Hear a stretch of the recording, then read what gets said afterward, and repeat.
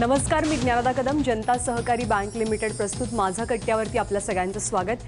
क्रिकेटच्या विश्वातलं ग्लॅमर अगदी जवळून पाहिलेले, अनुभवलेले हँडसम आणि डॅशिंग क्रिकेटर संदीप पाटील आज आपल्या कट्ट्यावरती आहेत. त्यांच्या मैदानावरच्या खेळात त्यांनी अनेक धाडसी प्रयोग केले. अभिनय क्षेत्रामध्ये जेव्हा पदार्पण केलं तेव्हा सुद्धा असेच अनेक धाडसी प्रयोग आपल्याला पाहायला मिळाले. जेव्हा ते निवड समितीचे अध्यक्ष बनले तेव्हा सुद्धा त्यांनी हाच करारीपणा कायम ठेवला. एक क्रिकेटर, कोच आणि त्यानंतर निवड समितीचे अध्यक्ष, एक मोठा प्रवास त्यांचा राहिला आणि हाच सगळा प्रवास आज माझा कट्ट्याच्या माध्यमातून आपण उलगडण्याचा प्रयत्न करूया.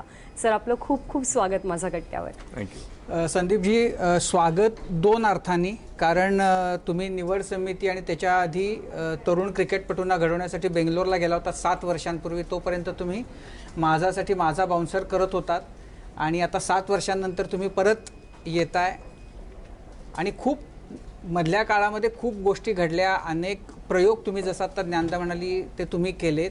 पण या घडीला आता निवड समिती आणि त्या सगळ्या त्यांचं राजकारण याच्यातून बाहेर पडल्यानंतरची पहिली भावना काय आहे? सुटकेचा निश्वास आहे का त्याच्यामध्ये अजून मन गुंतलेलं आहे? खरं सांगायचं तर माझा चेहरा काय सांगतो. चेहऱ्यावरूनच सगळ्यांना कळेल की 7 वर्ष जी माझ्या तोंडावर पट्टी बांधून ठेवली ती सुटली आणि असं मला खूप मोकळं मोकळं वाटतंय. खूप छान वाटतंय. घरी यायचा जो आनंद असतो, 7 वर्षापूर्वी जे संबंध माझ्याबरोबर माझे होते तेच पुन्हा आता सुरू होणार आणि आनंद आहे, आनंदाची गोष्ट आहे. आणि बघूया पुढचा प्रवास कसा होतो. पण म्हणजे तुम्ही विशेष करून निवड समितीमध्ये जेव्हा होता त्यामध्ये त्या काळामध्ये खरं तर अशा खूप मोठ्या गोष्टी घडल्या. अनेक प्रकारचे रुसवे फुगवे, अनेक प्रकारचे धाडसी निर्णय, अनेक प्रकारचे कटू निर्णय तुमच्या हातून घडवले गेले किंवा घडले. म्हणजे सगळ्या म्हणजे फक्त मला किंवा आम्हालाच नाही, सगळ्या महाराष्ट्राला आणि देशाला त्या सगळ्या प्रसंगांबद्दल औत्सुक्य आहे. तुमच्या दृष्टीनं ह्या सगळ्या काळामध्ये तुम्हाला खूप आनंद देणारा आणि खूप मनाला क्लेश देणारा असे 2 निर्णय कोणते होते? सर्वप्रथम म्हणजे मला एक आभार मानावे लागतील BCCIचे की ज्यांनी ही जबाबदारी माझ्यावर आणि माझे जे साथी सदस्य होते त्यांच्यावर टाकली. निवड समिती म्हटली किंवा निवड समितीला कुठलाही सदस्य म्हटला की या सगळ्या ज्या गोष्टी तुम्ही सांगितल्या त्या एक पॅकेजप्रमाणे येतात, पार्ट अँड पार्सल असतंच. खरं सांगायचं झालं तर क्रिकेट हा असा खेळ आहे की जो प्रत्यक्ष फक्त 11 जण खेळतात, त्यामुळे सगळ्यांना खुश करणं हे शक्य नसतं. बरं, जे काही निर्णय 4 वर्षात मी आणि माझ्या सदस्यांनी घेतले त्यापाठी एकच आमचा उद्देश सदैव राहिला. पहिल्या दिवसापासून ते अगदी गेल्या आठवड्यात जे शेवटचं सिलेक्शन झालं की पुढचा प्रवास, पुढे येणारे दिवस आणि पुढची पिढी हे लक्षात ठेवून आम्ही निर्णय घेतले. एक सर्वात महत्त्वाची गोष्ट आज मी इकडे सांगू इच्छितो, जी कोणालाही आज पण माहीत नाही, की ज्या दिवशी हे पद मी स्वीकारलं, ज्या दिवशी BCCIने मला ही जबाबदारी दिली, पहिल्या आमच्या निवड समितीच्या बैठकीमध्ये रॉजर बिनी, राजेंद्र सिंग हंस, विक्रम राठोड आणि सबा करीम ह्यांना मी जर काही पहिल्यांदा सांगितलं असेल तर मी सांगितलं की हे जे क्षेत्र किंवा विभाग किंवा झोन हा जो प्रकार आहे, जे मी स्वतः एक खेळाडू म्हणून अनुभवलं, त्यानंतर त्याबद्दल कित्येक वर्ष चर्चा चालू होती आणि ह्यापुढे सुद्धा चालू राहील. म्हटलं की ही गोष्ट बंद करायला पाहिजे.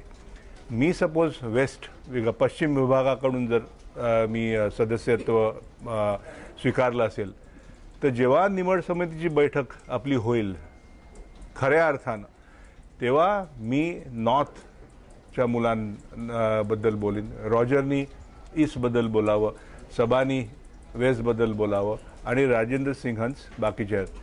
त्यामुळे एक जे विभागाचं जे असतं महत्त्व, किंवा आपण वाचतो ऐकतो की माझ्या खेळाडूला मी सांगायचं घुसवायचं आणि हे चालू होतं आणि हे घडलेलं आहे. हा माझा म्हणजे आमचा अगदी प्रामाणिक प्रयत्न होता आणि आनंद आहे आज मला सांगायला की हा प्रयत्न त्या केवळ एका बैठकीपुरता राहिला नाही, तर 4 वर्ष आम्ही हा प्रयत्न राबवला आणि त्यातून खूप चांगला परिणाम खूप चांगला आम्हाला अनुभव मिळाला आणि आज आनंद ह्याच गोष्टीचा आहे की भारतीय संघ तिन्ही जे फॉर्मॅट्स आहेत, तुम्ही कसोटी क्रिकेट म्हणा, तुम्ही एकदिवसीय क्रिकेट म्हणा, तुम्ही T20 क्रिकेट म्हणा, या तिन्ही माध्यमात तिन्ही फॉर्मॅटमध्ये एक चांगलं स्थान, एक चांगला प्रयत्न, एक चांगला परफॉर्मन्स करून राहिलेला आहे. आणि जे काही लिहिलं गेलेलं असेल, जसं मी मगाशी म्हणालो की सिलेक्टर्सना सगळ्यांना खुश करता येत नाही. तुम्ही क्लेश विचारलात की हो, चिकार लोकांनी मला नावं ठेवली, माझे जे मित्र होते ते दुरावले गेले. पण ह्या सगळ्या गोष्टी तुम्ही जर मनाला लागून घेतल्यात तर तुम्ही एक चांगला संघ किंवा एक चांगला खेळाडू तुम्ही निवड करू शकणार नाही. पण तुम्ही आता टीमला ज्या स्टेजला आणलेला आहे, आत्ताची जी टीम आहे, तुमचा आणि तुमच्या निवड समितीचा जो परफॉर्मन्स झाला, तर तुम्ही त्याला 100 पैकी तुम्ही किती मार्काचं काम आपल्या हातनं झालं असं तुम्हाला वाटतं? अगदी प्रामाणिकपणे सांगायचं झालं तर मी 100 पैकी 70 मार्क देईन. 80 का नाही? 90 का नाहीत? 100 पैकी 100 सुद्धा मिळू शकतात. परंतु अशा चिकार गोष्टी किंवा असे चिकार निर्णय 4 वर्षात आम्हाला घ्यावे लागले, ज्याचा पश्चाताप म्हणता येणार नाही. पण कसं असतं की एकदा निवड समितीची बैठक संपली की बाहेर आल्यानंतर मनात जर तुमच्या काही प्रश्न असतील तर तुम्ही तो जो विचार किंवा जे निर्णय घेतले ते बरोबर नाही. 4 वर्षात खूप अशा बैठकी झाल्या, खूप भांडणं झाली. पण ह्या बैठकी आणि भांडणी अशा करता झाली की जो पर्याय किंवा जो निर्णय आम्ही एकमताने घेऊ त्याचा फायदा भारतीय संघाला आणि पुढच्या प्रवासाला झाला पाहिजे. निर्णय घेताना मी काही कोई देव माणूस नाही. मी पण माणूस असल्यामुळे माझ्यातून चुका होतात, माझ्या सदस्यांच्या हातून सुद्धा चुका झाल्या असतील.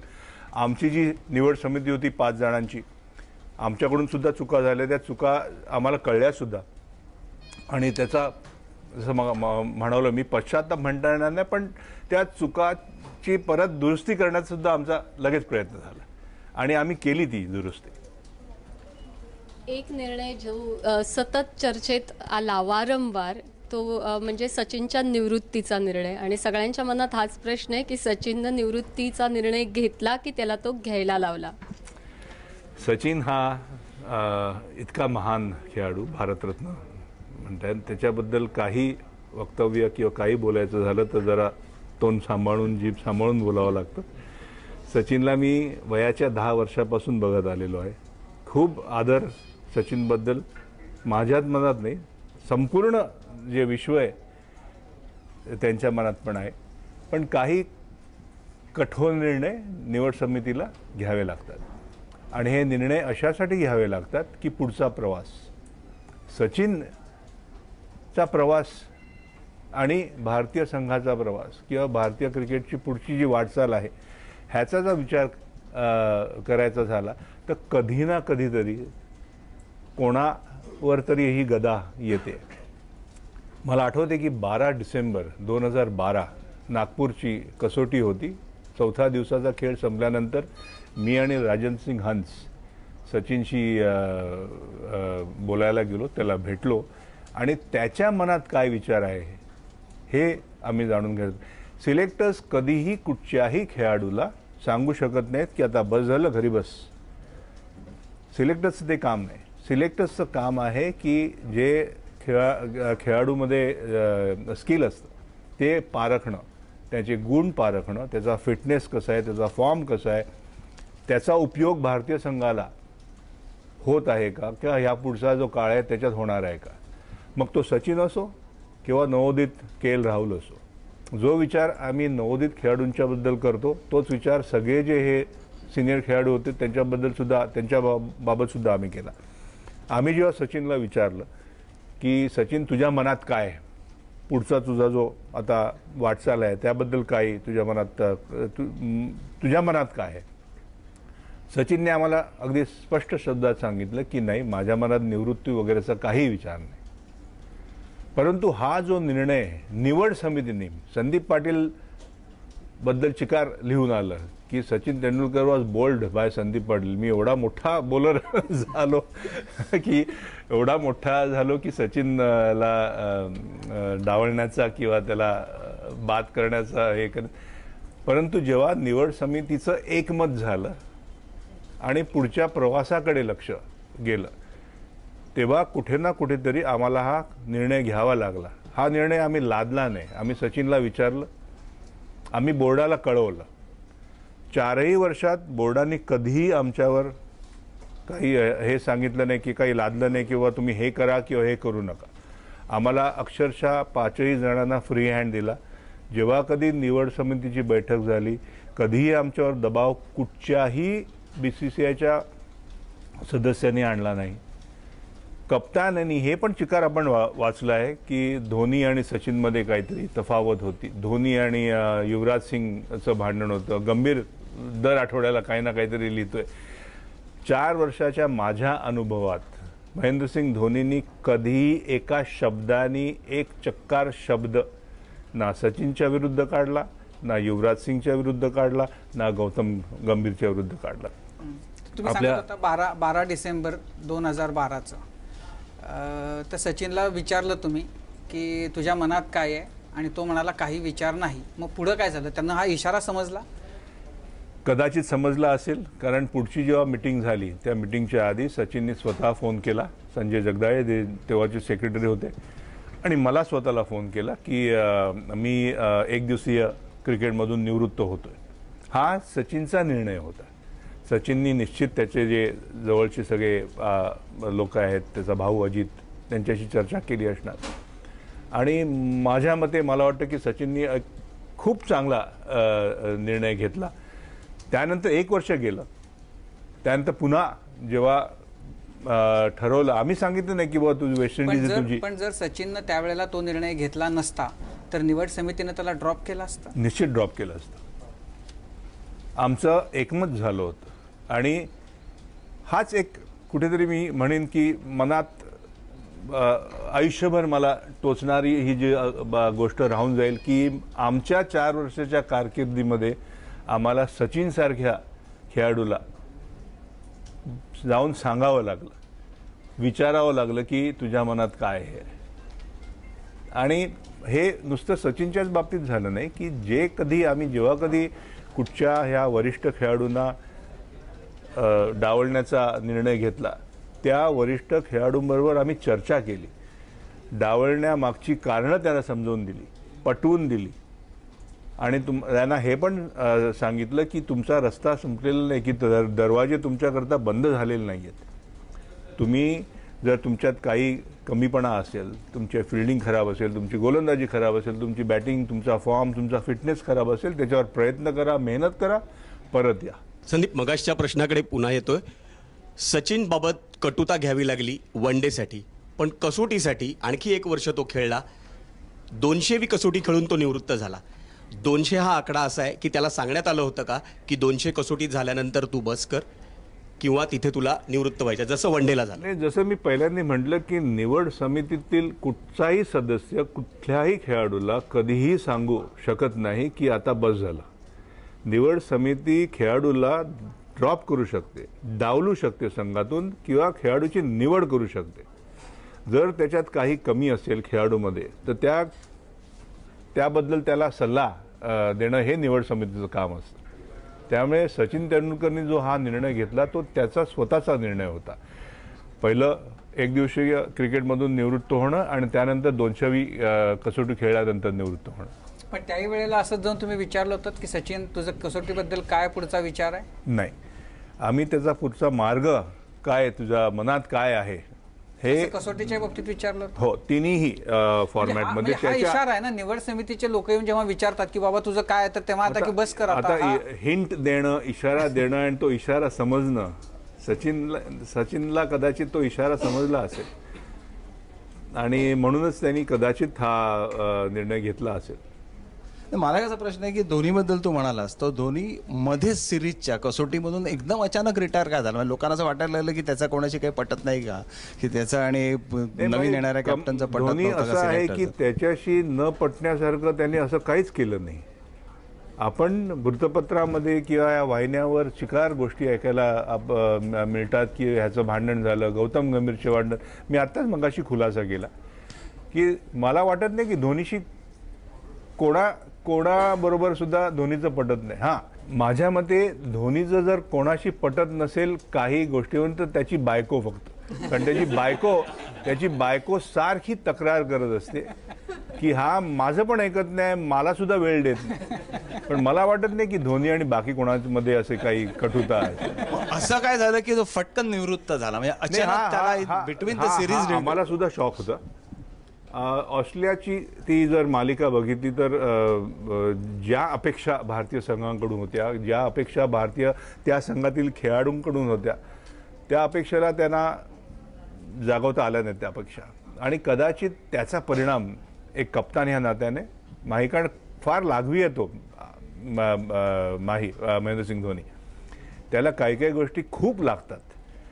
खास करून जर स्वतःवर जे बर्डन म्हणजे स्वतःची जी जबाबदारी आहे, जी जबाबदारी त्यांनी इतकी उत्तमरित्या पाळली वर्षानुवर्ष, ती जबाबदारी जेव्हा कमी पडू लागली किंवा त्याचं जे कॉन्ट्रीब्युशन होतं संघाकरता, भारतीय संघाकरता, ते जेव्हा कमी व्हायला लागलं तेव्हा त्याला स्वतःला कळलं. आणि ही गोष्ट त्यांनी आम्हाला परतल्यानंतर, दौऱ्यावरून परतल्यानंतर साहजिकच आहे आम्ही विचारलं की अरे हे तू काय केलं.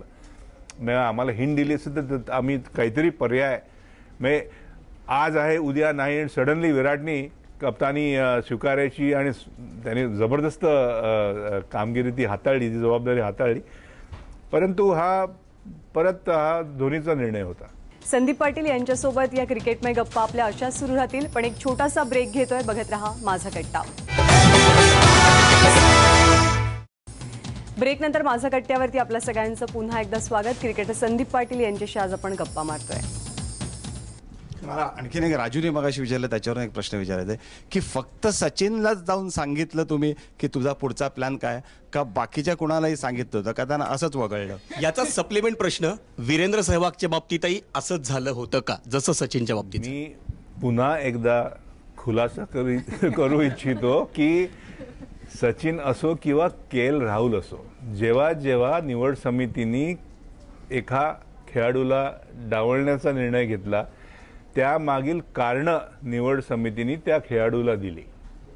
त्याचबरोबर हेही सांगितलं की तुझ्याकरता भारतीय संघाचे दरवाजे बंद झालेले नाहीत. तुझ्यामध्ये जर काही कमतरता असेल तर तो प्रयत्न कर, मेहनत कर आणि पुन्हा संघात. नाही, पण तो जो संजगिरींचा जो प्रश्न होता ना की असं निवड समितीनं मला तुम्ही कट्ट्यावर पकडायचा प्रयत्न करतात. कुणाला जाऊन विचारलं निवड समितीने की बाबा तुझा पुढचा प्लॅन काय आहे? नाही, आम्ही फक्त सचिनला विचारलं. बाकीच्यांना न विचारता तुम्ही जे तुम्हाला करायचं होतं ते केलं. निवड समितीचं हेच तर काम असतं. आणि तुम्हाला वाटतं की आम्हाला आनंद होतो की ह्याला काढला बघ, मी जाऊन बायकोला घरी सांगायचो अरे बघ मी कसा सचिनला काढला आणि युवराजला काढला. बायको आणि माझ्या दोन्ही मुलांनी मला दम दिला जेव्हा सचिनची अशी जी बोलणं झाली तेव्हा. परंतु हे काही कठोर निर्णय, काही नाजूक निर्णय हे निवड समितीला घ्यावे लागतात. कशासाठी? जर तुमचं नातं, तुम्ही त्या नात्याला जर महत्त्व दिलं, selectors can't have likes and dislikes. सिलेक्टर्सचं जे काम असतं, निवड समितीचं जे काम असतं, ते काम भारतीय क्रिकेटचा पुढचा प्रयत्न काय. पण हा खूप अवघड निर्णय आहे. पण त्यांनी कसे घेतले, म्हणजे नंतर तुमचं नातं कसं राहिलं, म्हणजे सचिन बरोबर, सेहवाग बरोबर किंवा ज्यांना वगळले अशा खेळाडूंच्या बरोबर? मला वाटत नाही की नात्यामध्ये काही गडबड झालेली आहे. मी गेल्या आठवड्यात सचिनशी बोललो, मी सेहवागशी बोलतो. युवराजनी मला आता त्याचा काहीतरी कार्यक्रम होता, गेल्या आठवड्याची गोष्ट आहे, मला आमंत्रण पाठवलं युवराजनी. माझ्या मते त्यांना कळून चुकलं असावं की त्यांच्यात म्हणजे निवड समितीने डावलण्यामागचा खरा हेतू काय आहे. आणि जसं मी म्हणालो की जर समिती सांगू शकली एखाद्याला डावलल्यानंतर जे पूर्वी व्हायचं 70 साली म्हणा 80 साली म्हणा, की डावलल्यानंतर कळायचं नाही की प्रत्येक खेळाडूला हे जाणणं महत्त्वाचं आहे.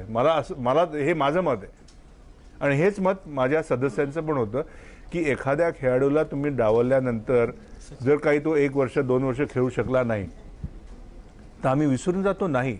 आम्ही 2 वर्ष त्याच्या कॉन्टॅक्टमध्ये असतो, त्याला सांगतो. आणि हे महत्त्वाचं, खूप महत्त्वाचं आहे प्रत्येक खेळाडूला, मग तो भारतीय संघाचा हिस्सा असो पण ही पद्धत तुम्ही सुरू केली का आधीपासून होती? ही पद्धत माझ्या मते मला आनंद होतो सांगायला की ही पद्धत आम्ही सुरू ज्या केली. वेळेला तुम्हाला ड्रॉप केलं होतं आणि अझहर आला टीममध्ये, त्यावेळेला कोणी असं सांगितलं होतं? मजेशीर गोष्ट आहे ही. पाकिस्तान दौऱ्यावर 84च्या दौऱ्यावर मी शेवटच्या सामन्यात शतक ठोकलं. त्यानंतर भारतात आल्यानंतर दिल्लीमध्ये इंग्लंड विरुद्ध दोन्हीही डावात सर्वाधिक धावा केल्या आणि त्यानंतर मी कधी खेळलो नाही. हो. कारण 17 कारण हे असं डिसेंबर. केला की 17 चुकीच्या बेफिकिरीने विकेट टाकली असा मी त्यावेळेला. नेहमीच बेफिकीर होतो. 17 डिसेंबर तारीख आठवते मला. 1984 दिल्लीचं ताज हॉटेल 5 सिलेक्टरच्या रूममध्ये त्यांचा दरवाजा ठोठून मी हा प्रश्न त्यांना केला की मला का वगळलं. त्यांनी सांगितलं मी नाही, मी तर तुझ्यासाठी खूप भांडलो, त्याने वगळलं. 5 सिलेक्टर हे बोलले. दुसऱ्या दिवशी सकाळी माझी बायको दीपा माझ्याबरोबर होती. दुसऱ्या दिवशी प्लेननी आम्ही मुंबईला परत येतो.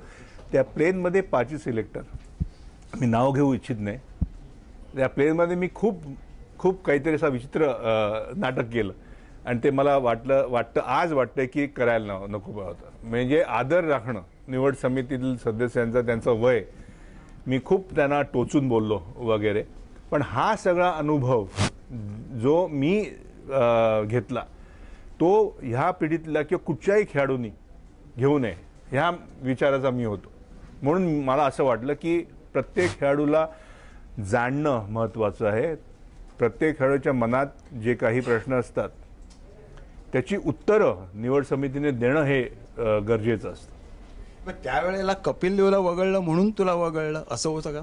कारण कपिलला तुम्हाला दोघांना एकदम वगळलं होतं त्यावेळेला आणि दोघांनी रिस्पॉन्सिबल कपिलला नाही, सुनीलला पण वगळलं होतं. सुनील कॅप्टन होते त्यावेळेला.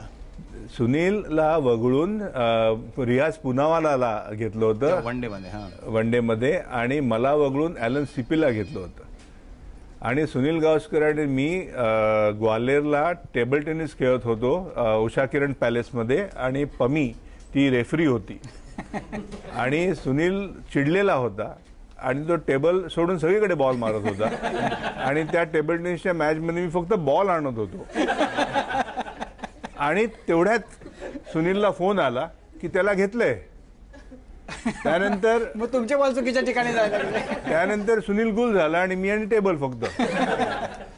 पण कपिल आणि मला ड्रॉप करण्यामागील हेतू मला माहीत नाही, पण तो बॅलन्सिंग ऍक्ट मला वाटतं की एक नॉर्थचा गेलं तर वेस्टचा पण जायला पाहिजे. कपिल पुन्हा खेळला, तू नाही खेळलास, तोच पक्ष.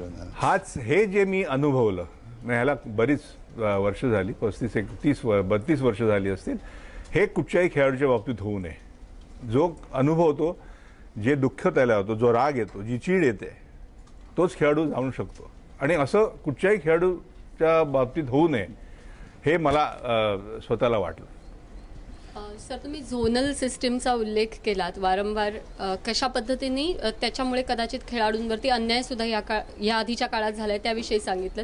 आता अशी झोनल सिस्टीम सिलेक्टर्ससाठी नसावी असा एक सल्ला लोढा समितीनं दिलेला आहे किंवा तसा आदेश दिलेला आहे.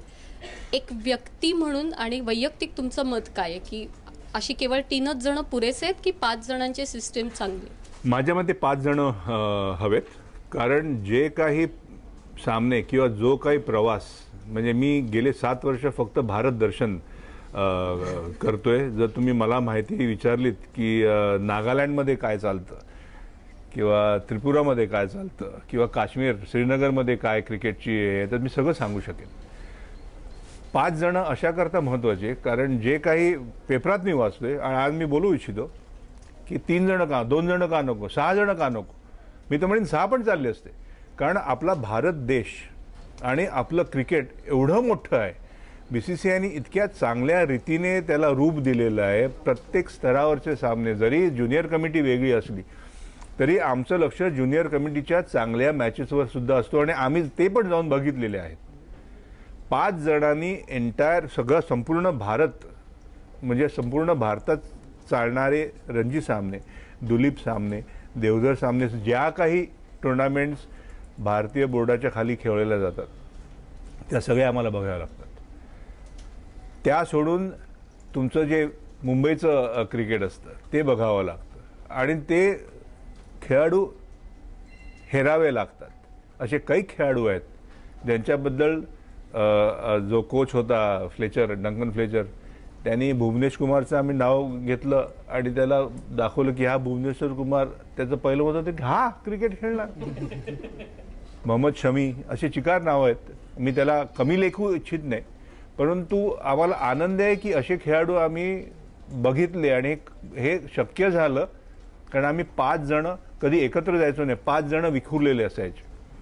जेव्हा कधी भारतीय संघ दौऱ्यावर जातो तेव्हा 2 जण दौऱ्यावर जातात, बाकीचे 3 जण हे सगळे सामने बघत असतात. आणि दौऱ्यावरून परतल्यानंतर आम्ही एकत्र येऊन सल्लामसलत करतो, कोण चांगलं टॅलेंट असेल त्याला बोलवतो. भारतीय संघाबरोबर आता उद्या तुम्हाला कल्पना नसेल पण 3 खेळाडू बोलवलेले आहेत, त्यांची नावं जाहीर झालेली नाही आहेत. का बोलवली आहेत? कारण उद्या जर काही गडबड झाली तर त्वरित त्या खेळाडूंचा समावेश संघात होऊ शकेल ह्या आहे. आणि हे शक्य होतं जेव्हा आम्ही बघतो, जेव्हा फिरतो. जर 3 सिलेक्टर्स असतील फक्त आणि 2 जण किंवा 1 जरी दौऱ्यावर गेला तर 2 काय करणार? एवढ्या पसाऱ्यामध्ये त्यांना शक्यच होणार नाही. पसारा एवढा वाढलेला आहे, जबाबदाऱ्या वाढलेल्या आहेत. मग तुम्हीच लोक नाव ठेवतात निवड समितीला. तुम्ही सुनील गावस्करांबरोबर खेळलात, सचिन तेंडुलकरला पूर्ण घडताना बघितलं आणि आता विराट कोहलीची जनरेशन. भारतीय क्रिकेट कसं बदलत गेलं, क्रिकेटरचा अप्रोच या तिन्ही जनरेशनमध्ये कसा बदलत गेलेला दिसला तुम्हाला? महेंद्रसिंग धोनी आणि विराट कोहली, साऊथ पोल आणि नॉर्थ पोल. एक थंडगार आणि एक नुसता म्हणजे धगधगणारा असा वोल्कॅनो म्हणा. परंतु जो बदल विराटमध्ये बघायला मिळाला, जो बदल मी कधी महेंद्रसिंग धोनीमध्ये बघितला नाही. महेंद्रसिंग धोनी अगदी शांत, म्हणजे जो आपण शांतपणा त्याचा मॅचच्या दरम्यान बघतो तोच शांतपणा आणि मी महेंद्रसिंग धोनीला आत्ता नाही, तो जेव्हा महेंद्रसिंग धोनी म्हणून भारतीय संघामध्ये आला 2004ची गोष्ट आहे, तिथपासून ओळखत आलेलो आहे. 2004 ते 2016 अगदी गेल्या आठवड्यात मी तो US आहे आता, त्याचा फिल्मचं हे करतोय, तेव्हा बोललो काही काडी मात्र फरक नाही. जो शांतपणा 2004 महेंद्रसिंग धोनीमध्ये होता तोच शांतपणा आजही आहे. तोच शांतपणा त्यांनी मैदानावर सुद्धा दाखवला आणि जबरदस्त कामगिरी एक कप्तान म्हणून त्यांनी केली. विराट कोहलीमधला हा बदल जो आहे तो स्वागतार्थ आहे, कारण त्याच्याकडून आता अपेक्षा फार मोठ्या आहेत. आणि कप्तान हा तयार केला जात नाही. कप्तान माझ्या मते जन्मतात तो कप्तान असावा लागतो. सगळे आपण खूप नावाजलेले खेळाडू आपल्या देशाने घडवलेले आहेत आणि खूप चांगले चांगले कर्नल CK नायडूपासून आता विराट कोहली पण आपण कप्तानही बघितलेले आहेत. पण हा जो बदल विराटमध्ये झाला तो कदाचित त्याला स्वतःला समजलं असेल की आता जे बर्डन किंवा जी जबाबदारी माझ्यावर आहे ती फक्त माझ्या खेळापुरता मर्यादित राहिलेली नाही आहे. माझा खेळ, माझी कामगिरी आणि त्याचबरोबर माझ्या संघातील खेळाडूंकडून कशी चांगली कामगिरी करून घ्यावी ही पण जबाबदारी, हे पण हा बर्डन त्याच्या डोक्यावर राहणार आहे. म्हणून कदाचित तो थोडा थंड झाला असावा. संदीप पाटील यांच्यासोबत या क्रिकेटमय गप्पा आपल्या अशाच सुरू राहतील, पण एक छोटासा ब्रेक घेतोय. बघत रहा माझा कट्टा. ब्रेकनंतर माझा कट्ट्यावरती आपल्या सगळ्यांचं पुन्हा एकदा स्वागत. क्रिकेटर संदीप पाटील यांच्याशी आज आपण गप्पा मारतोय. संदीपजी, काही वर्षांपूर्वीची भारताची जी टीम होती, बॅटिंग लाईनअप होती, विशेषतः सेहवाग असो, सचिन, गंभीर असो, तर ही एक स्ट्रॉंग लाईनअप होती. द्रविड, लक्ष्मण, सगळ्यात जगातल्या बॉलर्स पुढे तो दरारा होता. आणि आत्ताची जी बॅटिंग लाईनअप आहे, तर तुम्हाला असं वाटतं या यंग ब्रिगेडनी त्यांची जागा अगदी समर्थपणे घेतलेली आहे किंवा आमच्या समोर जर सर्वात कठीण एक हे होता की ह्या 6 जणांचा रिप्लेसमेंट कशी, विकल्प कसा शोधून आणायचा. मग तुम्ही सचिन म्हणा, तुम्ही युवराज सिंग म्हणा, तुम्ही गौतम गंभीर म्हणा, तुम्ही वीरेंद्र सेहवाग म्हणा, तुम्ही झहीर खान म्हणा, राहुल द्रविड, VVS लक्ष्मण, अनिल कुंबळे रिटायर झाले होते. हे 9 जण, 9 दिग्गज खेळाडूंचा विकल्प शोधणं हे सोपं काम नव्हतं. पण आज जे चित्र बघायला मिळत आहे ते खरंच आनंद होतो की विकल्प सापडला आम्हाला. आम्ही जी निवड केली त्याचा परिणाम आपल्याला बघायला मिळतो. आणि कंपॅरिझन करू नये. सचिन तेंडुलकर असो राहुल द्रविड असो, अनिल कुंबळे असो किंवा वीरेंद्र सहवाग असो, हे खेळाडू 12, 13, 14, सचिन तर 25 वर्ष खेळला, इतके वर्ष खेळलेले आहेत. आजची जी पिढी आहे, आजची जी आपली फलंदाजी आहे, मग तुम्ही के एल राहुल म्हणा, शिखर धवन म्हणा, मुरली विजय म्हणा, अजिंक्य रहाणे म्हणा, रोहित शर्मा म्हणा, स्वतः विराट म्हणा, ह्यांची सुरुवात झालेली आहे. एक विराट सोडला किंवा मुरली विजय सोडला तर बाकीच्यांना अजूनही त्यांचं स्थान पक्क करायचं आहे. जी वाटचाल ह्या दिग्गज खेळाडूंनी 5 पांडव, आपण जे फेमस 5 पांडव झाले त्यांनी केली, त्यांना पण वर्ष लागली. क्रिकेटमध्ये एक प्रोसेस असतं. तुम्ही जेव्हा ग्रॅज्युएशन करता तेव्हा तुम्हाला पहिलीपासून सुरुवात करावी लागते. शाळेमधून मग कॉलेजमध्ये जावं लागतं, मग तुम्हाला ग्रॅज्युएशन करता येतं. सो आता हे शाळेमध्ये आहेत, अजून त्यांना कॉलेजमध्ये जायचं आहे. संदीप सर, एबीपी माझासोबत तुमची क्रिकेट एक्सपर्ट म्हणून कारकीर्द खूप बहरली. माझा बाउन्सरमधून तुम्ही बऱ्याच लोकांवर बाउन्सर्स टाकायचा. बाउन्सर मलाच लागले पण त्यानंतर सिलेक्टर म्हणून गेल्यानंतर तुम्ही सुरुवातीला म्हणालात की माझ्या तोंडाला पट्टी बांधली होती. पण ज्यावेळी भरभरून बोलायचं असतं त्यावेळी त्यावेळी काय करत होता? म्हणजे खोलीत स्वतःला कोंडून घेत होता आणि जोरजोरात बोलत नाही. बायकोला खूप त्रास दिला मी. 4 वर्ष जे मी बोलू शकलो नाही, 7 वर्ष NCA डिरेक्टर, नॅशनल क्रिकेट अकॅडमीचा डिरेक्टर झाल्यानंतर ही जेव्हा जबाबदारी दिली, 7 वर्ष माझ्या बायकोनी बिचारीने खूप ऐकून घेतलं आणि आज तिने सुटकेचा श्वास टाकला की वा, सुटका झाली माझी. सुटल्या काय केलं तुम्ही? सुटल्या तुमच्या समोर आलो. संदीप, आता तू बाउन्सरचा उल्लेख केलास म्हणून, तू बाउन्सर एक डोक्यावर खाल्ला होतास पास्कोचा आणि परत त्याच्यातून उठून एक अजरामर असं शतक ठोकलंस. मला वाटतं आजच्या पिढीला ऐकायला आवडेल की तो बॉल तू कसा खाल्लास आणि मेंटली त्याच्यातून बाहेरून तू कसं शतक ठोकलंस. सारे आत्ता पण माझ्या अंगावर आलेत, कारण ह्या गोष्टी असतात, ह्या नशीबवान म्हणायला पाहिजे. एकतर मी तुमच्यासमोर बसलेला आहे. नरी कॉन्ट्रॅक्टर मी लहान असताना ऐकलं होतं. चिकार अशा इंजरीज क्रिकेटच्या खेळामध्ये आपण ऐकल्या. 2 वर्षापूर्वी ऑस्ट्रेलियाचा खेळाडू गेला. फिल ह्यूजला लागला होता बॉल कानाच्या पाठी, मला लागला कानामध्ये.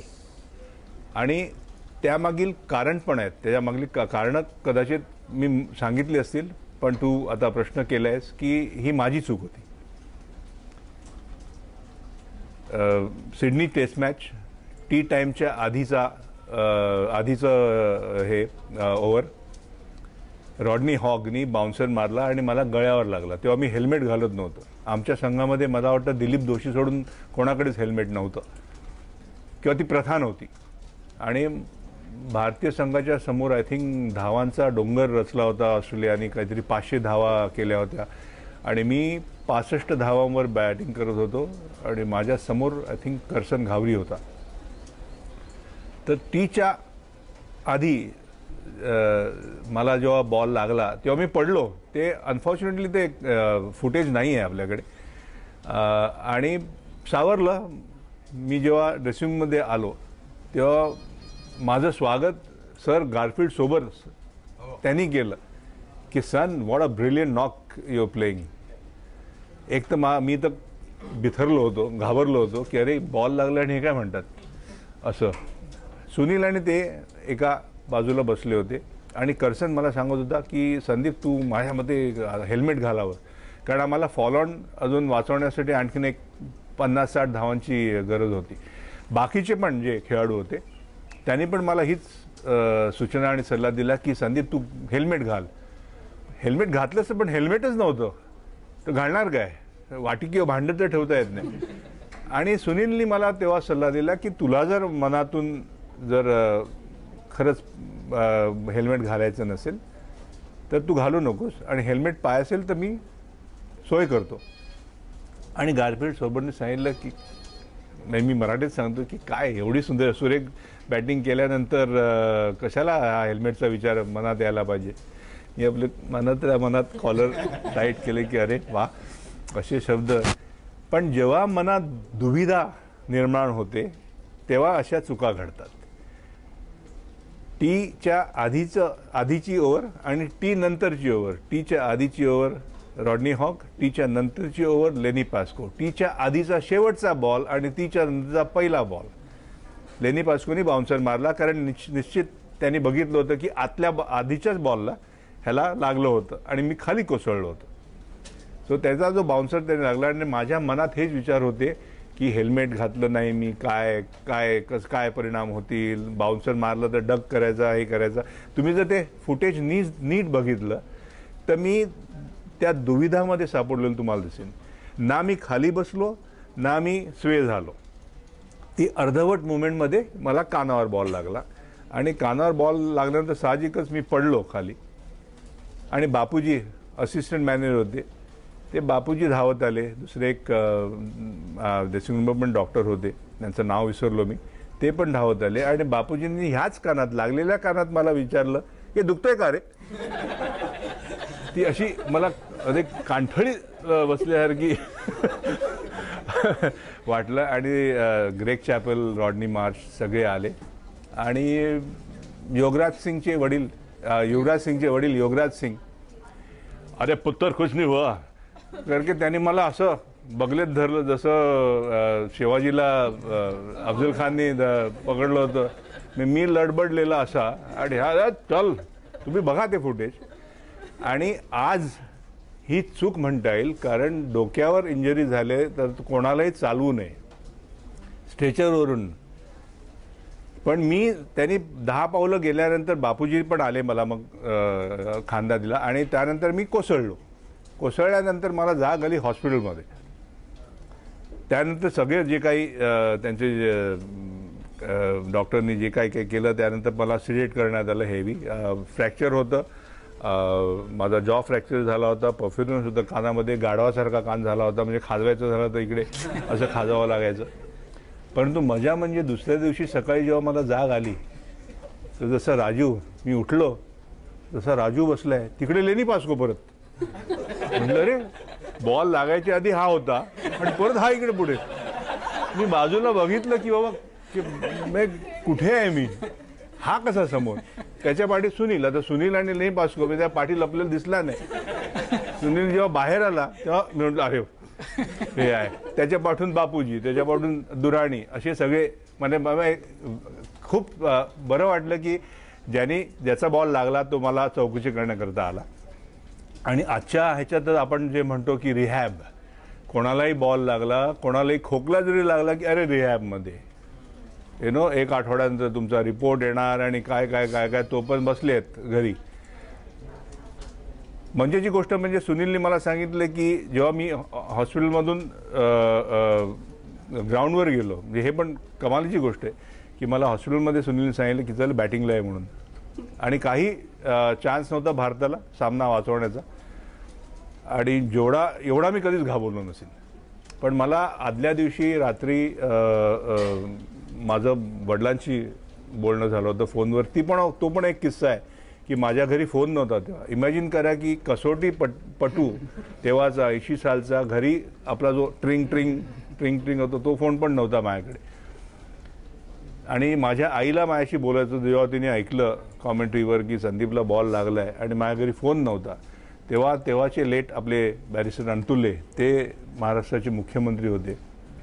त्यांना जेव्हा ही बातमी कळली की संदीप पाटीलकडे फोन नाही आणि त्याची आई प्रयत्न करते त्याला कॉन्टॅक्ट करायचा, तुरंत 2 तासात त्यांनी फोन बसवला. म्हणून मी सगळ्यांना सांगतो की तुम्हाला फोन पाहिजे असेल तर डोक्यात बॉल लागू. परंतु सुनीलने मला परत बोलवलं. हा निर्णय खूप लोकांना खटकला की हॉस्पिटलमधून डोक्याला इंजरी झाल्यानंतर पुन्हा मैदानावर बोलवतोय कॅप्टन. आणि तेव्हा कसं हे नव्हतं. आज सपोर्ट स्टाफ म्हणजे जेवढा संघ तेवढा सपोर्ट स्टाफ, प्रत्येकाच्या पाठी 4 जण, बॅगा उचलायला, सल्ले द्यायला. तेव्हा सुनील म्हणजे एकमेव आमचा सल्लागार. जो म्हणेल, कप्तान जो म्हणेल ती पूर्व दिशा. आम्ही कधी शब्द कप्तानाचा टाळला नाही. सुनील सांगितलं ये, मी गेलो. फक्त मी घाबरलो होतो. जसा जाताना जे मला ओवेशन मिळालं, मला वाटत नाही की माझ्या अख्ख्या छोट्या कारकिर्दीमध्ये कधी असं ओवेशन मिळालं नसेल. कारण सगळ्यांनी लिहिलं होतं की संदीप पाटीलचं करिअर संपलं, संदीप पाटील संपला, पुन्हा मैदानात पाऊल ठेवणार नाही. आणि जेव्हा मी गेलो तेव्हा मला वाटलं की काय कमाल आहे. पण मनात खूप भीती होती, कारण समोर दिलीप जोशी होता तिकडे बॅटिंगला आणि डेनिस लिली हा बॉलर होता. आणि तेव्हा काही मर्यादा नव्हती एक तर 8 बॉलचं हे होतं, ओव्हर असायची तेव्हा. तो लास्टची सिरीज होती. पहिला बॉल बाउन्सर मारला त्यांनी, मी डोळे मिटले असं केलं, डग वॉल्टर्सनी माझा झेल सोडला, 4 रन्स, टाळ्याचा कडकडाट. पण मला माहिती की कसे त्या 4 रन्स मिळाल्या. दुसरा बॉल बाउन्सर, मी परत तेच केलं. वुड त्यांचा ओपनिंग बॅट्समन, त्यांनी कॅच घेतला. आणि मी म्हटलं की नाही, हे काही बरोबर नाही. म्हणजे मी घाबरलो, मी घाबरून आऊट झालो. आणि आदल्या दिवशी मला बाबांनी सांगितलं होतं की शिवाजी पार्क जायचो, पळून येऊ नकोस. ते मला शब्द आठवले. आणि खरंच जसं आपण रामायणामध्ये म्हणतो की सीता बोलली की हे धरती माते तू दुभंग हो आणि मला घे, तसं मला अक्षरशः वाटलं की आता हे सिडनीचं मैदान असं. आणि मी खाली कुठे बघावं न बघावं मला कळत नव्हतं. आणि चांगली गोष्ट म्हणजे जेव्हा मी पॅव्हिलियनकडे जात होतो, सुनील मला रिसीव्ह करायला आला आणि त्यांनी मला पाठीवर थाप दिली आणि बोलला की well done, you have done it. आजपर्यंत कुठलाही खेळाडू डोक्यावर लागल्यानंतर पुन्हा मैदानात गेला नव्हता. काही वेळ गेला होता, पण तू हे करून दाखव. आणि त्यानंतर 5ही दिवस मला सुनीलनी सल्ला दिला की हेल्मेट घालून बस, फक्त आंघोळ करताना हेल्मेट काढ. त्यामुळे जेवताना कुठेही जाताना मी हेल्मेट घालून त्याची सवय झाली. आणि मग नशिबाने शतक झळकावलं गेलं, शतक ॲडलेडला. संदीप पाटील यांच्यासोबत या क्रिकेटमय गप्पा आपल्या अशाच सुरू राहतील. पण एक छोटासा ब्रेक घेतोय, बघत रहा माझा कट्टा. ब्रेकनंतर माझा कट्ट्यावरती आपल्या सगळ्यांचं पुन्हा एकदा स्वागत. क्रिकेटर संदीप पाटील यांच्याशी आज आपण गप्पा मारतोय. संदीपजी, गेल्या शतकामध्ये भारतासाठी ज्या काही चांगल्या गोष्टी म्हणता येतील अशा झाल्या, तर त्यामधली एक महत्त्वाची अर्थात क्रीडा क्षेत्रातली 1983चा वर्ल्ड कप. ज्यावेळेस कदाचित न्यूजरूममधले पण आणि हा कार्यक्रम बघणारे पण अनेक बहुतांश प्रेक्षक हा जन्मलाही नव्हता त्या काळात. काही जो होता तो लहान होता. त्या वर्ल्ड कपच्या आपल्या विजयामध्ये तुमचा वाटा पण मोठा होता. बहुतेक तुम्ही फायनलमध्ये 25-27 रन्स पण काढलेले होते.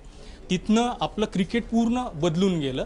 तर त्या एका मोक्याच्या ऐतिहासिक म्हणता येईल अशा क्षणाचे आपण वाटेत कुठेतरी होता आपला वाटा. तर ह्याच्याबद्दल तुम्हाला काय वाटतं? नाही, आनंद आहे की आजही लोकांना विश्वचषकची जाणीव आहे, आठवण आहे. पण जर खरंच मला विचाराल तर जे तुमच्या मनात 83च्या विश्वचषकाच्या विजयाबद्दल भावना आहेत, ज्या चांगल्या आठवणी आहेत, त्या भावना आमच्याकरता 1971 साली अजित वाडेकरचा संघ जो पहिल्यांदा वेस्ट इंडिज आणि इंग्लंडमध्ये जिंकला त्या आहेत. असं म्हणणं चुकीचं होईल की 83 नंतर भारतीय संघाची काय म्हणतात की सगळं जडणघडण चित्र बदललं. मी म्हणेन की ही सुरुवात टायगर पटौडी, त्यानंतर अजित वाडेकर 71, ही प्रोसेस, जसं मी मगाशी म्हटलं की क्रिकेट हे एका मालिकेत बदलत नाही. ह्या प्रोसेसला सुरुवात झाली, ती सुरुवात केली टायगर पटौडीनी, त्यानंतर अजित वाडेकर, त्यानंतर 83चा जो आमचा संघ होता.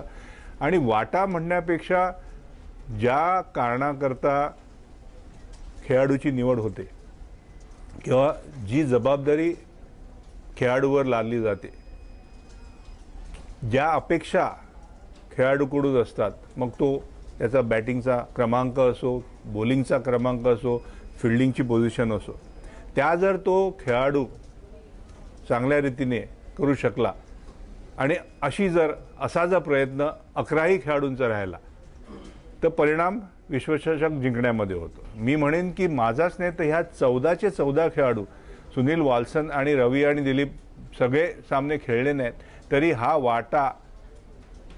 ह्या वाटेचे सहभागी किंवा हे सगळे 14चे 14 खेळाडू होते. जर मोहिंदर अमरनाथनी मॅन ऑफ द मॅच तुम्ही म्हणा की हे केले, पण त्याला साथ दिली बाकीच्या बॉलर्सनी. रॉजर बिनीसारखा गोलंदाज सर्वाधिक त्यांनी बळी मिळवले. किरमाणी आमचा यष्टीरक्षक, त्यांनी सर्वाधिक झेल घेतले.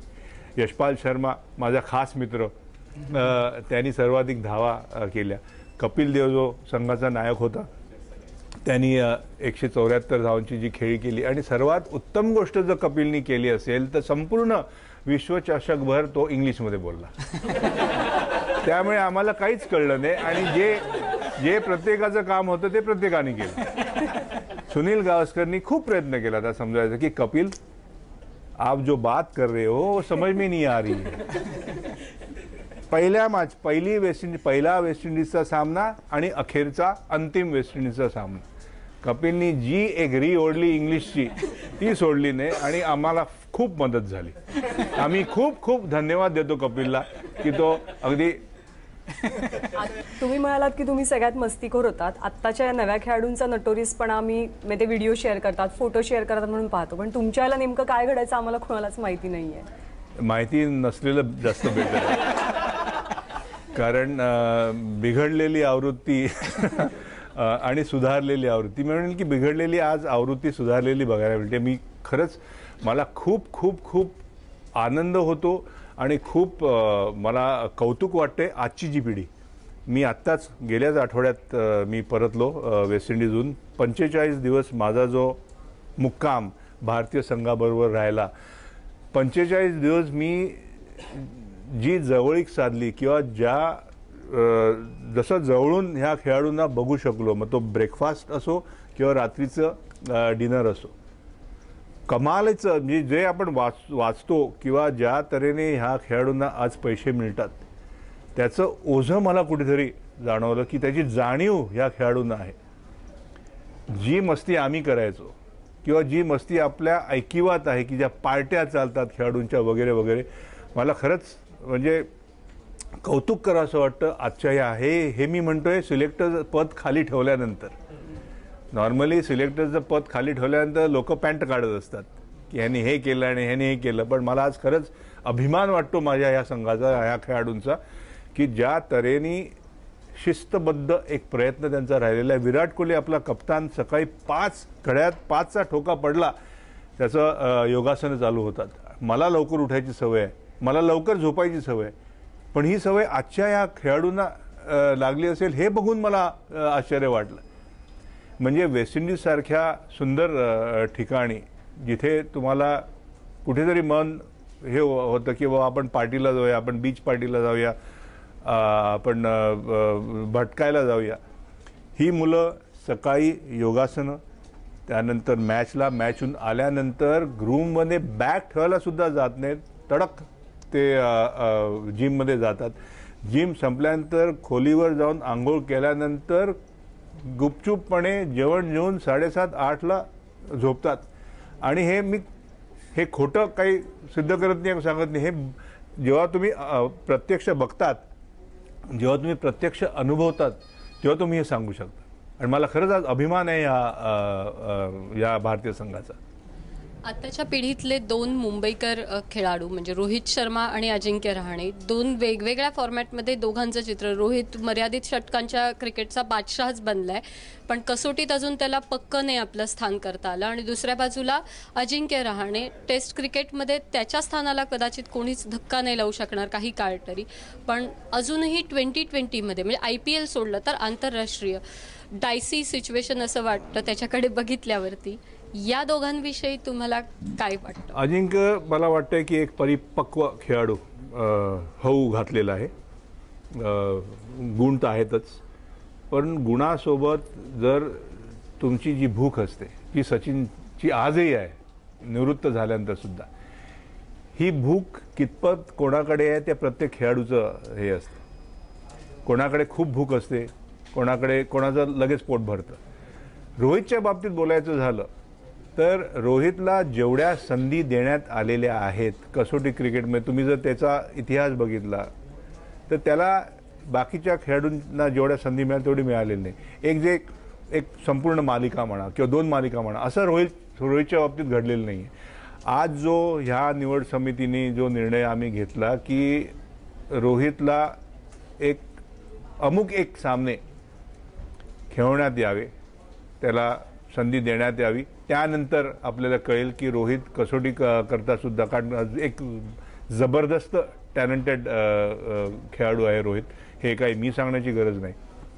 अजिंक्यने जे करून दाखवलं, अजिंक्यचा प्रवास किंवा तुम्ही चेतेश्वर पुजाराचा प्रवास बघाल चेतेश्वर पुजारासुद्धा जर तुम्ही रोहितला म्हणाल की त्याचे पाय इकडे जमू शकलेले नाही आहेत किंवा तो जम धरू शकलेला नाही आहे, चेतेश्वर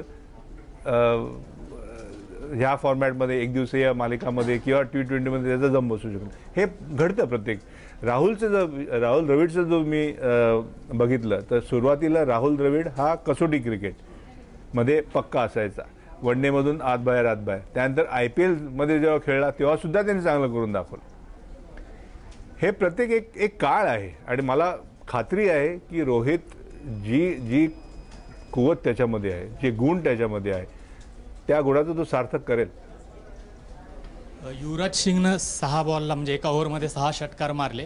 त्याला आता काल परवाच त्याला त्याचे काय 5 वर्ष वगैरे पूर्ण झाली.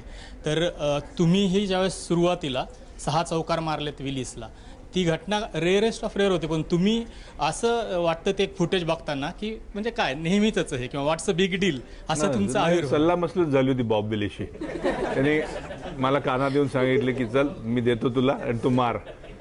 नाही, हे जे रेकॉर्ड्स असतात हे कसे घडतात, हे कधी हे घडून येतात आणि रेकॉर्ड घडतात ते मोडण्याकरता.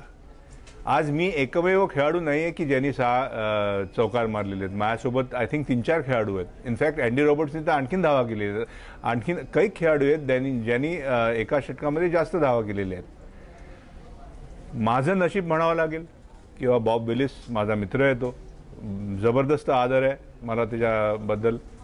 त्याचं नशीब फुटकं म्हणावं लागेल, कारण त्या कसोटीच्या आधी जर माझा परफॉर्मन्स जो राहिला होता 82च्या दौऱ्यावर, आय थिंक 4.5 माझं बॅटिंग ॲव्हरेज होतं.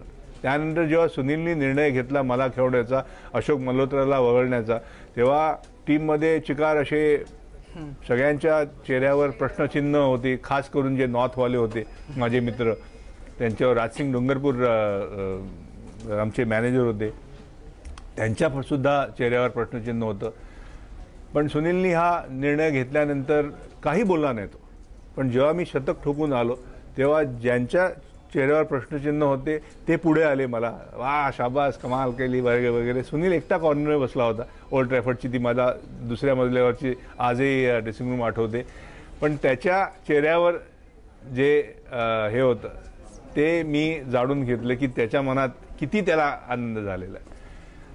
संदीप, त्याच्यानंतर पुन्हा आपण वर्ल्ड कपला गेलो 83ला आणि तू पुन्हा बॉब विलिसला लागोपाठ 4 बाउंड्र्या मारलास आणि आपण ती मॅच इंग्लंड बरोबर जिंकलो. परत सल्ला मसलत आमची झाली. आणि त्यावेळेला येऊन तू ड्रेसिंग रूम मध्ये पहिला डायलॉग मारलास, तो आठवतो तुला? तू असं म्हणालास की अजून बॉब विलिस सुधारलेलं नाही. नाही, हे आपण कोणालाही कमी लेखू नये. जसं मी जानेवारीला म्हटलं की मी त्याच्यानंतर तुला काय बोलला ते पण सांग. मी आजही तेवढाच आदर करतो. बॉब विलिसच नव्हे, जे काही ग्रेट महान गोलंदाज त्या दिवशीचे त्या काळातले होते 80 दशकामधले, ह्याचा फायदा फक्त मला झाला, खूप मोठा फायदा झाला की विव रिचर्ड्स आणि बॉब विलिसचं भांडण जगजाहीर होतं. आणि जेव्हा हे मी 6 चौकार मारले तेव्हा विव रिचर्ड्सचा सामना टॉन्टनला त्याच्या काउंटीचा तो खेळत होता सोमरसेट करता. आणि त्यांनी हे बघितलं संध्याकाळी रूमवर आल्यानंतर. त्यांनी तुरंत सुनीलला फोन केला की संदीप पाटीलला माझ्याकडून खास शुभेच्छा दे. संदीप पाटील यांच्यासोबत या क्रिकेटमय गप्पा आपल्या अशाच सुरू राहतील. पण एक छोटासा ब्रेक घेतोय. बघत रहा माझा कट्टा. ब्रेकनंतर माझा कट्ट्यावरती आपल्या सगळ्यांचं पुन्हा एकदा स्वागत. क्रिकेटर संदीप पाटील यांच्याशी आज आपण गप्पा मारतोय. संदीप, हे तुमच्या स्वभावाचं वैशिष्ट्य आहे, मॅन मॅनेजमेंट. किंवा इथे पण तुम्ही जेव्हा ABP माझामध्ये वावरत असता अगदी लहान वयोगटाच्या मुलांशी तुम्ही सहज जुळवून घेता.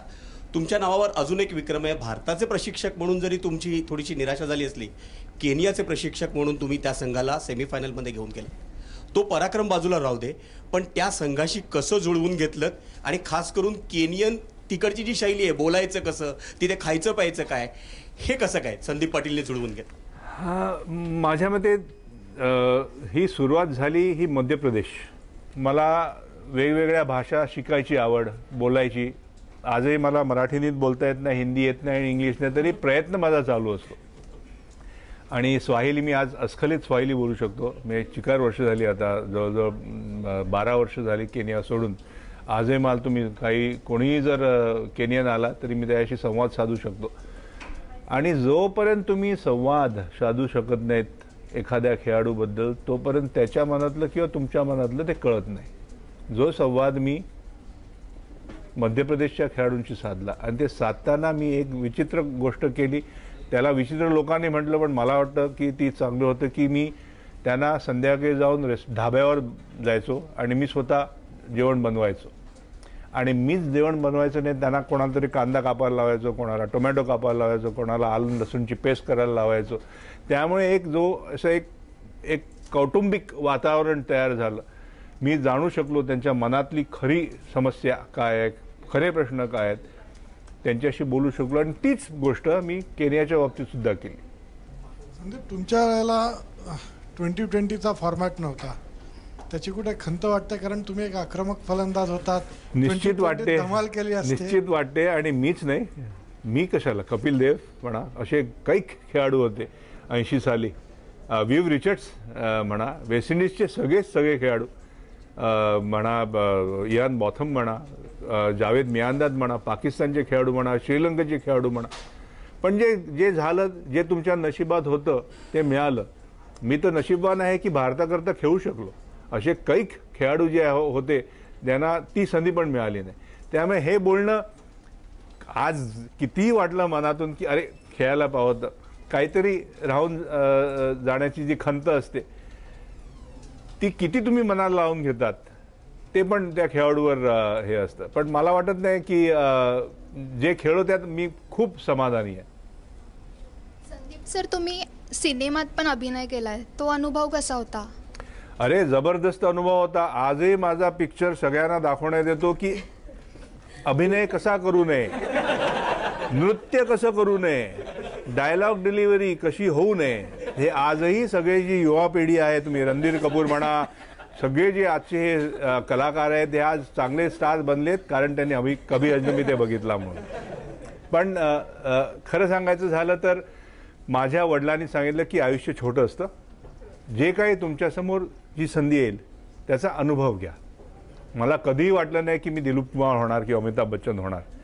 पण जो निर्णय मी तो घेतला आणि जो अनुभव घेतला तो मीच घेतला आणि त्याचा मला खूप खूप आनंद आहे. आजही ती फिल्म खूप चालली, पहिल्या शोमधली पहिली 5 मिनिटं, आणि त्याचे खूप शो बघितले मी आणि माझ्या फॅमिली आणि माझ्या मित्रांनी. पण तो अनुभव आगळा वेगळा होता. संदीप 6 वर्ष एका पाक्षिकाचा संपादक होता, तो अनुभव कसा होता? पाक्षिकाचा संपादक मी 6 वर्ष नाही बाबू, 18 वर्ष होतो. एकच षटकार हा 18 वर्ष चालला. आणि जसं मी आत्ताच बोललो की माझ्या वडिलांनी जे सांगितलं की आयुष्य छोटं आहे, तुम्ही ज्या काही संधी येतात. मी गायलो ते ऐकलं मीच फक्त गाणं, आजही मीच ऐकतो, आजही मी गातो. पण हा सगळा जो प्रयत्न, हे सगळ्यांच्या समोर संधी सगळ्यांना मिळत नाही, ही मला मिळाली आणि त्याचा मी आनंद घेतला. त्यातून कोणी मी मोठा होणार हा कधीच विचार नव्हता. तर तसं जायचं असतं तर मी 30व्या साली निवृत्त झालो नसतो. आज लोक म्हणतात की 40पर्यंत खेळतात, 36पर्यंत खेळतात. मी 30व्या वर्षी निवृत्त झालो, त्याची मला खंत नाही. मला संधी मिळाली ह्याचा मला आनंद आहे. पण त्या संपादक पदाच्या खुर्चीची, सिनेमातल्या नटीची आठवण येते? नटीची खूप येते पण त्यांना येत नाही. हे काय, सगळं जे घडलं ते फक्त माझ्यातर्फे घडलं. समोरच्याला आता पिक्चर मला वाटत होतं की समोरच्याने बघावा, कोणीच नाही बघितलं. नटीच्या बाबतीत मला वाटतं की नटीनी माझ्याकडे बघावं, तिने कधीच बघितलं. तो आमचा विलन किरमाणी त्याच्याकडे बघायची, दुसरा शक्ती कपूर त्याच्याकडे बघायची, नाही मी हिरो राहिलो बाजूला. पण खुर्ची अशी आहे की खुर्चीची आवड ही खराब आवड. त्या खुर्चीचा जर तुम्ही गैरवापर केलात तर त्याचे परिणाम खूप खराब. मला लक्षात ठेवलं पाहिजे. वेगवेगळ्या भूमिकांबद्दल तुम्ही बोललात, म्हणजे अभिनेता असेल, संपादक असेल. असं ऐकलं होतं मागं की तुम्हाला शेतीची पण थोडीफार आवड तुम्ही जोपासताय, सेंद्रिय शेती वगैरे मध्ये पण तुम्हाला? जरूर. माझ्या फार्ममध्ये आणि आता लवासाला मी जिथे स्थायिक होणार आहे तिथे माझे दर वेळेला जेव्हा मी माझ्या फार्मवर जातो किंवा दरवेळेला लवासाला जातो तेव्हा मी हे ठरवलेलं आहे. गेले 26 वर्ष माझं फार्म आहे. जेव्हा जेव्हा मी जातो तेव्हा काही ना काहीतरी तिकडे लावतो, मग ते फुलझाड असो किंवा फळझाड असो. हा प्रयत्न माझा आणि माझ्या बायकोचा राहिलेला आहे. मला खूप आवड आहे, परंतु वेळ नाही. पण जेव्हा वेळ मिळतो, जसं तुम्ही विचारलं आणि जसं मी सांगितलं, दरवेळेला जवळजवळ 5,000च्या वर लावगड मी माझ्या फार्मला केलेली आहे. काही असेल, मग तो गुलाब असेल, रातराणी असेल, किंवा नारळ असतील, चिकू असतील, संत्री असतील, मोसम, जे काय असेल, प्रयत्न मी नेहमी करतो. सर, तुमचं वय किती ते दिसत का नाही आणि आमच्यावर ते दिसू नये म्हणून आम्ही काय करावं? माझी 60 झाली, 60 नंतर बुद्धी नाटी, त्यामुळे ते दिसत नसावं कदाचित. आणि आम्ही काय करावं? माझ्या मते जर तुमची नियमावली जे चुकीचे प्रकार किंवा ज्या जबाबदाऱ्या तुमच्यावर तरुणपणी लादल्या जातात, घातल्या जातात, तेव्हा तुम्ही घेतात. एक खेळाडू म्हणून ज्या जबाबदाऱ्या मी स्वीकारायला पाहिजे होत्या किंवा निभावायला पाहिजे होत्या, त्या मी केल्या नाहीत. आणि त्याचा परिणाम माझे बाकीचे सगळे खेळाडू, साथी खेळाडू मोठे झाले आणि मला जबरदस्त आदर आहे. जे मी केलं नाही ते आजच्या पिढीने करू नये ह्याचा मी नेहमी सगळ्यांना माझा स्वतःचा मी हे देतो की बाबा हे जे मी चुका केल्या आहेत त्या ह्या चुका करू नका.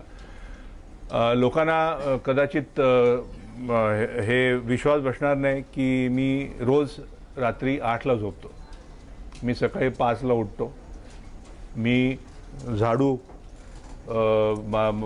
मारतो, मी कपडे धुतो, मी इस्त्री करतो. ज्या काही जे सामान्य लोक करतात ते आजही मी करतो. मला त्यात काही कमीपणा वाटत नाही.